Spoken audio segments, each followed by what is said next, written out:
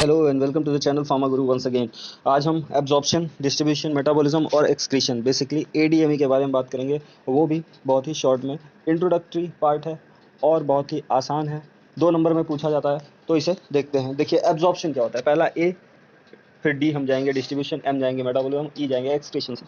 ठीक है, तो ए पे देखते हैं। ए मतलब एब्जॉर्प्शन। एब्जॉर्प्शन क्या होता है, आपने वो देखा होगा स्पंज, स्पंज रसगुल्ला खाया होगा, है ना। तो उसमें क्या होता है कि वाइट कलर का स्पंज रहता है, उसमें सीढ़ा रहता है। तो अगर हम इसको आसानी से समझे तो ये मान लीजिए एक कंटेनर है, ठीक है, इसमें हमारा सीढ़ा भरा हुआ है और ये हमारा स्पंज है, इसको हमने उठा के डाल दिया इसके अंदर। तो ये अब क्या होगा कि ये जो सीढ़ा है ये स्पंज के अंदर चला जाएगा, है ना। यानी कि ये जो स्पंज है वो सीढ़े को एब्जॉर्ब कर लेगा। क्या कर लेगा? एब्जॉर्ब कर लेगा, ठीक है, एब्जॉर्ब कर लेगा, ठीक, एब्जॉर्ब कर लेगा, है ना।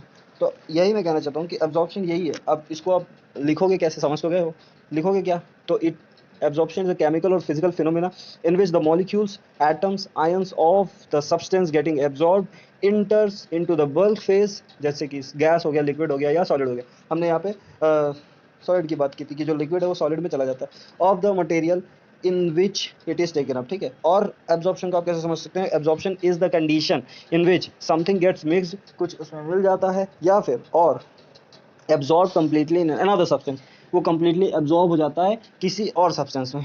एक और अगर आप एग्जांपल लेना चाहें तो आपने कॉटन देखा होगा, कॉटन, मान लीजिए ये आपका कॉटन है, ठीक है, ये आपका कॉटन है और यहाँ आपका वाटर रखा हुआ है, ठीक है, ये वाटर है।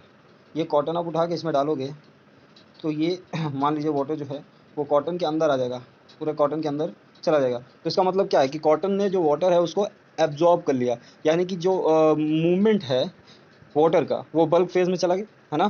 तो यही है। अब ये डायग्राम है, इसको आप देख लो, बहुत आसान है, और इसको आप समझ जाओगे तो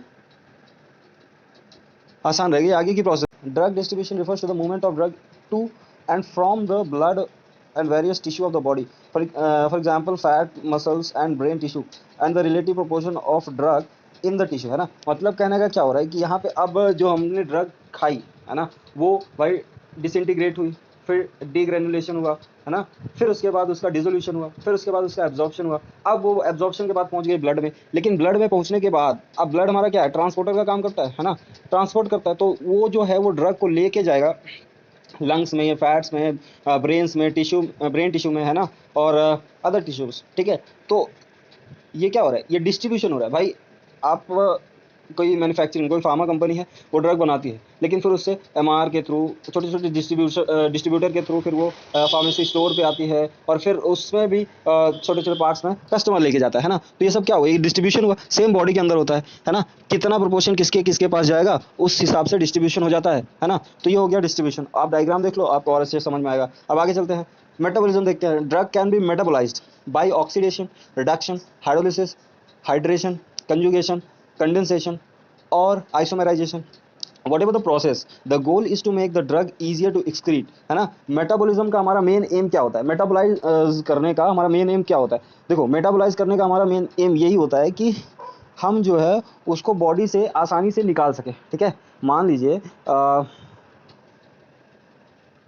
मान लीजिए एक छोटा सा एग्जांपल मैं आपको देना चाहता हूँ कि आप जब रोटी खाते हो, ठीक है, या पूड़ी खाते हो, कुछ खाते हो, हाँ, तो उसको आप एक बार में पूरी पूरी की पूरी पूड़ी या रोटी खा नहीं लेते हो, है ना। आप उसको तोड़ तोड़ के खाते हो, है ना, यानी कि आप उसको मेटाबोलाइज करते हो, है ना, काटते हो, तोड़ते हो, वही है ना। उसके आप प्रोडक्ट्स बनाते हो, मेटाबोलाइट्स बनाते हो, है ना। तो वही चीज़ है, जो आप मेटाबॉलिज्म का प्रोसेस होता है उसमें ब्रेक डाउन होता है। तो जब ब्रेक डाउन होता है तो उसमें छोटे छोटे मेटाबोलाइट्स बनते हैं, जिससे वो बॉडी से आसानी से निकल जाते हैं। एक तो उनका साइज रिड्यूस होता है, दूसरा मेटाबॉलिज्म के प्रोसेस के थ्रू एक उनका साइज रिड्यूस होता है, दूसरा उनका जो एक्टिव फॉर्म है वो इनएक्टिव फॉर्म में कन्वर्ट हो जाता है ना, मेटाबॉलाइज होने के बाद, ताकि वो आगे अपना इफेक्ट ना दे और बॉडी से बाहर निकल ले, ठीक है। तो ये हो गया। अब उसके लिए प्रोसेस कुछ भी हो सकती है, आप ऑक्सीडेशन के थ्रू मेटाबॉलिज्म करवाएं, रिडक्शन के थ्रू करवाएं, हाइड्रोलिसिस के थ्रू करवाएं, हाइड्रेशन के थ्रू करवाएं, कंजुगेशन के थ्रू करवाएं, कंडेंसेशन के थ्रू करवाएं, या फिर आइसोमराइजेशन के थ्रू करवाएं, ठीक है। तो बेसिकली हमारा टारगेट क्या है कि जो ड्रग है वो बॉडी से इजीली एक्सक्रीट आउट हो जाए। फिर आगे देखते हैं, the enzyme involve in the metabolism are present in many tissue but generally are more concentrated in liver. अब जो मेटाबॉलिज्म के प्रोसेस को फैसिलिटेट करने वाले एंजाइम होंगे वो एक तो पूरी बॉडी में प्रेजेंट होते हैं, लेकिन ज़्यादातर कहाँ प्रेजेंट होते हैं, लीवर में। यानी कि जो ज़्यादा प्रोसेस होता है, मैक्सिमम जो प्रोसेस होती है मेटाबॉलिज्म की, वो कहाँ होती है, लीवर में होती है, ठीक है। तो ये हो गया हमारा मेटाबॉलिज्म। इसका आप डायग्राम समझ लो, है ना। इसका आप डायग्राम देख लो। फेज 1 में क्या होगा, ऑक्सीडेशन होगा। और ये जो लिखा है cytochrome P450, this is an enzyme. क्या है ये एक एंजाइम है और ये कहाँ पाया जाता है, लीवर में, ठीक है। अब ये इसने इसको मेटाबोलाइज किया और यहाँ पे देखिए मेटाबोलाइट बन गया, ठीक है। फिर ये एक किडनी में आया और किडनी में आने के बाद ये बॉडी से निकल जाएगा, ठीक है, ये बॉडी से बाहर हो जाएगा। यहाँ देखिए कंजुगेशन, ये फेज सेकंड रिएक्शन है। यहाँ पे ग्लूकोनाइडेशन हो रहा है ना, ग्लूकोनाइड एंजाइम के प्रेजेंस में। अब ये स्टेबल एडक्ट बनाएगा, फिर उसके बाद नॉन पोलर स्पीसीज, फिर यहाँ पे किस में जा रहा है, लीवर में, है ना। फिर उसके बाद कहाँ जाएगा, ये इंटेस्टाइन में, और उसके बाद फिर बाइलरी एलिमिनेशन के थ्रू, यानी कि बाइल के साथ स्टूल से निकल जाएगा बाहर, बॉडी से बाहर निकल जाएगा। तो यही सारी चीज़ें हैं, इसको आप आसानी से समझ सकते हो। और भी आप डायग्राम देख लो। बाकी डेफिनेशन सेम है। मेटाबॉलिज्म का मतलब कि ड्रग को तोड़ना, तोड़ के उसको इनएक्टिव करना एक्टिव से और बॉडी से बाहर निकालना। अब आगे देखते हैं हम एक्सक्रीशन।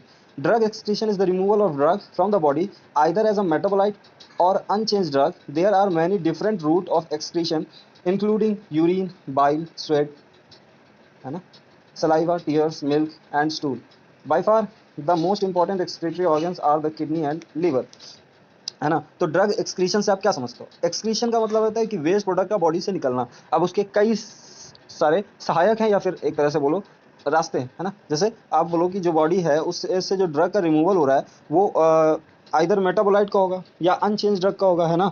ड्रग में कोई चेंज नहीं हुआ, वो एज इट इज यूरिन के थ्रू निकल जा रही है बॉडी से, तो वो हो सकता है। या फिर ड्रग मेटाबोलाइज होने के बाद मेटाबोलाइट बनाती है और फिर उसके बाद निकलती है, तो डिफरेंट रूट ऑफ एक्सक्रीशन है ना। या तो किडनी के थ्रू निकलेगी, या तो मतलब किडनी के थ्रू यूरिन से निकलेगी, या तो स्किन के थ्रू स्वेट से निकलेगी, है ना, या माउथ के थ्रू सलाइवा से निकलेगी, या आँख के थ्रू टीयर से निकलेगी, है ना, या ब्रेस्ट के थ्रू मिल्क से निकलेगी, या फिर स्टूल रेक्टम के थ्रू स्टूल से निकलेगी, है ना। तो ये सारे मेथड्स हैं, है ना, वेरियस रूट्स जिससे ये सारी चीज़ें ड्रग जो है वो निकल जाती हैं। पर जो मोस्ट इंपॉर्टेंट एक्सक्रीटरी ऑर्गन्स है उनको किडनी को माना गया और लीवर को, यानी कि ज़्यादा एक्सक्रीशन जो होता है वो किडनी और लीवर के थ्रू होता है। तो आज का टॉपिक बस इतना ही था। अगर वीडियो पसंद आया तो इसे लाइक करना, सब्सक्राइब करना और शेयर करना मत भूलना। देखो यार, सिंपल सी बात है, अगर आप पूरा वीडियो देखोगे तभी आपको समझ में आएगा सारी चीज़ें, ठीक है। ओके, धन्यवाद।